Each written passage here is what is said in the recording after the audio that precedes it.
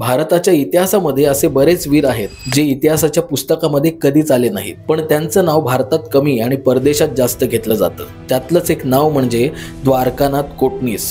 कोटणीस यांचा जन्म सोलापूरमध्ये झाला। त्यांनी मुंबईमध्ये सेठ जीएस मेडिकल कॉलेजमधून वैद्यकीय शिक्षण घेतले। तर गोष्ट अशी आहे, चीन आणि जपानमध्ये झालेल्या दुसऱ्या महायुद्धात चीनच्या मदतीसाठी भारताकडून 5 डॉक्टरांची तुकडी पाठवली गेली आणि त्या 5 जणांमध्ये एक होते द्वारकानाथ कोटणीस।